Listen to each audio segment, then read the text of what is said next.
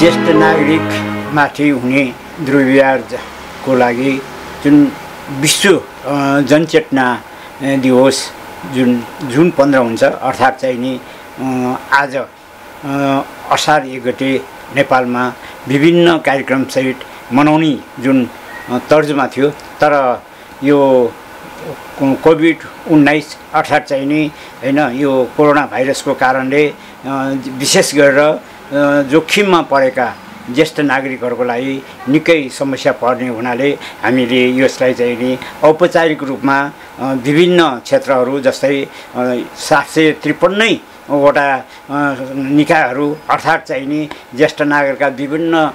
संस्थाहरू र त्यस्तै गरेर एजिङ नेपाल र विभिन्न सङ्गठन र ज्येष्ठ नागरिक महासङ्घ लगायतले केही गर्नलाई चाहिँ नि खुल्ला रूपले अगाडि बढ्न चाहिँ नि सकेको छैन। त्यसकारण चाहिँ नि यो आजको दिन यसरी चाहिँ नि एउटा कोठामा बसेर भए पनि यो अन्तर्राष्ट्रिय ज्येष्ठ नागरिकहरूको जुन माथि हुने दुर्व्यवहार विरुद्धको कार्यक्रम आज हामीले यसरी गर्नु परेको छ र यसमा चाहिँ नि सचेत हुनु जरुरी छ। ज्येष्ठ नागरिकहरूको विषयमा चाहिँ नि विशेष गरेर भन्नु पर्दाखेरि र विभिन्न ठाउँमा ज्येष्ठ नागरिकहरूले विभिन्न समस्याहरू झेल्नु परिरहेको छ। ती समस्याहरूलाई हामीले र राष्ट्रिय ज्येष्ठ नागरिक कोषले विशेष गरेर ध्यान दिनुपर्ने कुराहरूमा हामीले विभिन्न कार्यक्रमहरू समेटेर जुन नेपालको संविधान र 2072 अनुसार चाहिँ नि मौलिक हकले दिएका हकलाई लिएर र राष्ट्रिय ज्येष्ठ नागरिक कोषले विभिन्न कार्यक्रम गरिकन हामीले अगाडि बढेका थियौँ र त्यसै सन्दर्भमा जस्तै ज्येष्ठ नागरिकमाथि हुने दुर्व्यवहार विरुद्ध जनचेतना ल्याउनु पर्ने र यसको लागि विभिन्न क्रियाकलापहरू गर्नुपर्ने यी स्थितिलाई पनि यो अहिलेको जुन कोरोना भाइरसको कारण र देशमा भएको लकडाउनले गर्दाखेरि विभिन्न कार्यक्रम हामीले गर्न सकेका छैनौँ र आजै पनि र विश्वको जनचेतनालाई चाहिँ नि लिएर जुन आजै पनि साउथ एसियन जुन को विषयमा लिएर जुन र कोरोना भाइरसको कारणले गर्दाखेरि यो सचेतना कार्यक्रम साउथ एसियन रूपलाई पनि आजै अर्को कार्यक्रम सुरु हुँदैछ। त्यसको लागि हाम्रो डाक्टर नगेन्द्रजीले मिलाउनु भएको छ र यस्तै गरिकन विभिन्न कार्यक्रम छ र हामीले यो ज्येष्ठ नागरिकहरूको यो कार्यक्रमको सन्दर्भमा विश्वकै ज्येष्ठ नागरिक 118 वर्षकी बाटुले लामिछानेजीलाई जुन हामीले अभिनन्दन गर्न जुन 10 गते चैत्र 10 गते जुन उहाँकै निवासमा पुग्यौँ, जुन बेला यो कोरोना भाइरसका कारणले हुनसक्ने महामारीलाई चाहिँ नि रोकथाम होस् र उहाँको जन्मोत्सव जसरी भए पनि हामीले मनाउनुपर्छ भन्ने दृष्टिकोणले म स्वयं गइकन त्यहाँ हामीले उहाँलाई चाहिँ नि विभिन्न संस्थाहरूको समेत सहयोग लिइकन सम्मान र अभिनन्दन गरियो र स्वास्थ्य सम्बन्धी जानकारी दिने प्रयास गरियो र कोभिड-19 को लागि चाहिँ नि हामीले मध्यनजर राख्दै यी महामारीहरू अझ नफैलोस् भन्ने सोचाइले त्यो सेनिटाइजेसन र विभिन्न उपायहरू जुन गर्ने उपायहरू हामीले ज्येष्ठ नागरिक जो बाटुले लामिछाने हुनुहुन्छ उहाँ र उहाँका सन्तानहरू र त्यहाँ रहेका जुन बाला फाउन्डेसन अर्थात् बाटुले लामिछाने फाउन्डेसनका पदाधिकारीहरूको सामु हामीले चाहिँ नि केही उहाँलाई सम्मान गर्न पायौँ, त्यो नै हाम्रो लागि गर्वको कुरा छ र अवश्य पनि यो भयानक रूपले फैलिएको यो महामारीलाई चाहिँ नि हामीले ध्यान दिनुपर्छ र सर्वप्रथम त आफ्नै जीवनलाई चाहिँ नि सुरक्षित गर्नको लागि जुन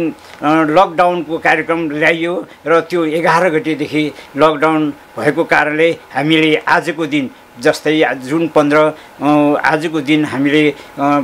यो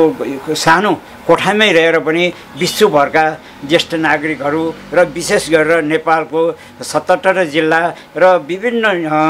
निकायहरूमा छरिएर रहेका जुन ज्येष्ठ नागरिकहरूको लागि हामीले ध्यान दिनुपर्छ। ज्येष्ठ नागरिकहरूमाथि हुने दुर्व्यवहार विरुद्ध जनचेतना ल्याउनुपर्छ र अन्तर्पुस्ता फरक कम गर्ने विषयमा ध्यान दिनुपर्छ, किनभने अन्तर्पुस्ता अब मेरो नै उपाय यदि हेर्ने हो भने किनभने मभन्दा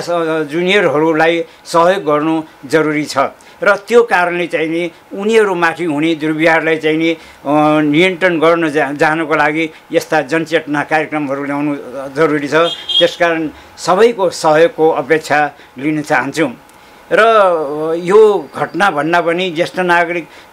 कोषको जुन गतिविधिलाई त्यहाँ अगाडि बढाउनको लागि संयुक्त राष्ट्रसङ्घको दिवसको दिन म स्वयं पनि कपिलवस्तुमा र त्यहाँ चाहिँ नि राष्ट्रिय ज्येष्ठ नागरिक समाजको आयोजनामा भएको जुन बृहत भेला थियो त्यो बृहत भेलामा पुगेर त्यहाँ कार्यक्रम सम्पन्न गरियो र त्यो बृहत भेलामा करिब 53 जिल्लाका ज्येष्ठ नागरिकहरूको सहभागी थिए र त्यो कार्यक्रममा पनि ज्येष्ठ नागरिकहरूका समस्या र विभिन्न कार्यक्रमहरू समेटेको थियो। त्यसैले चाहिँ नि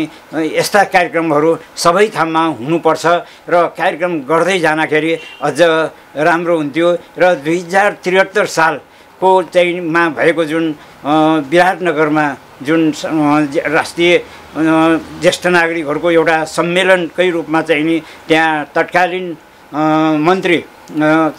पूर्व मन्त्री भरतमोहन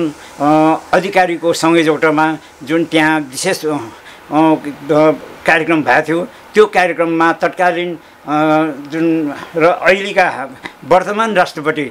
विद्यादेवी भण्डारीज्यूको प्रमुख अतिथिमा कार्यक्रम सम्पन्न भयो र त्यो कार्यक्रमबाट पनि 23 सूत्रीय जुन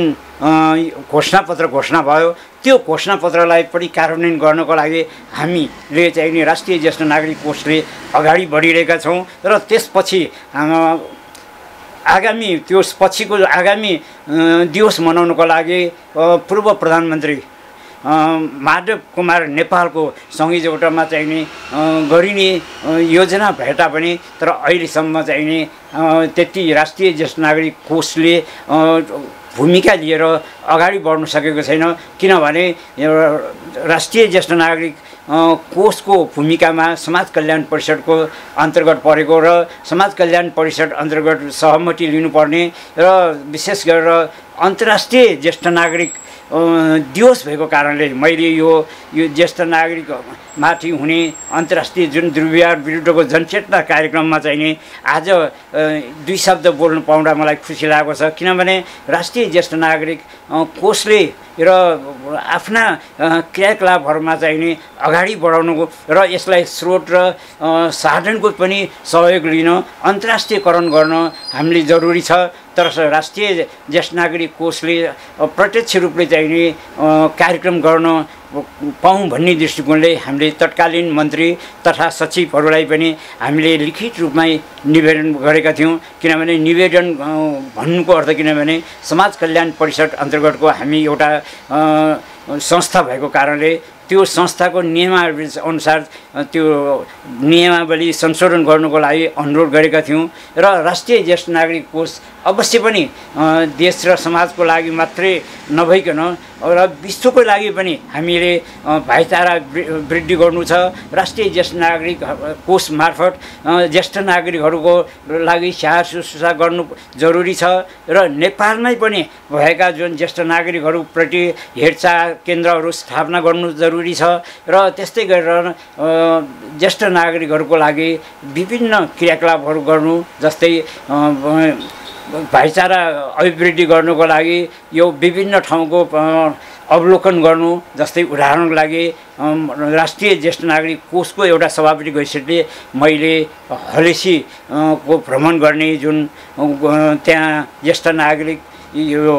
हेरचाह केन्द्र अर्थात् चाहिँ नि डे केयर सेन्टर गोदामचौर यो बाडी गाउँको सहयोगमा चाहिँ नि त्यो आयोजना गरेको थियो त्यसमा जाने मौका पनि मिल्यो र त्यस्तै विराटनगरमा भएको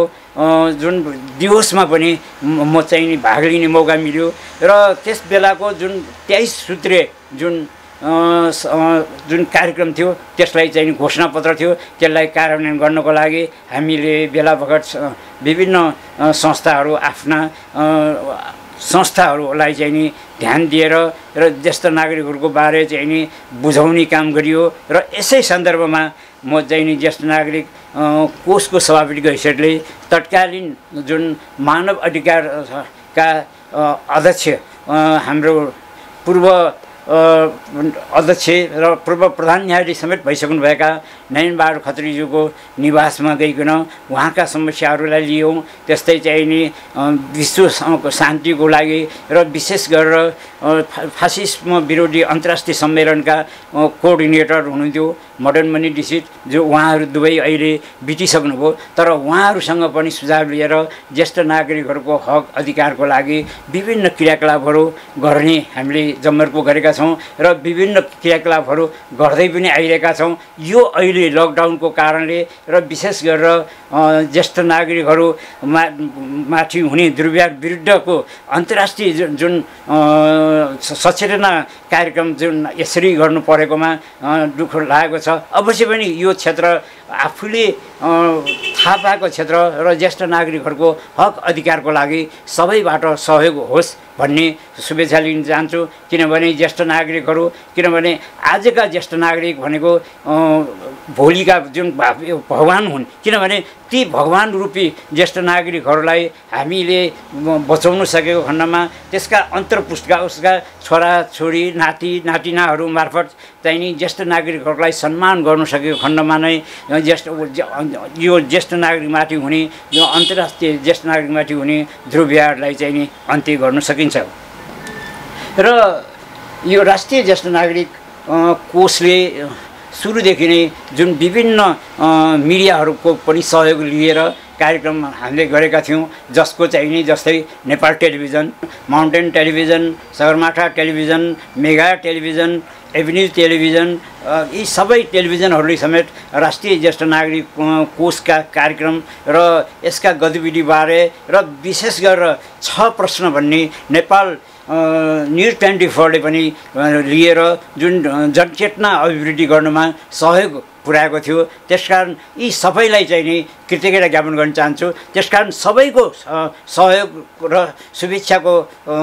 चाहन्छु र त्यसकारण यो अन्तर्राष्ट्रिय रूपमा चाहिँ नि भएको यो ज्येष्ठ नागरिक जुन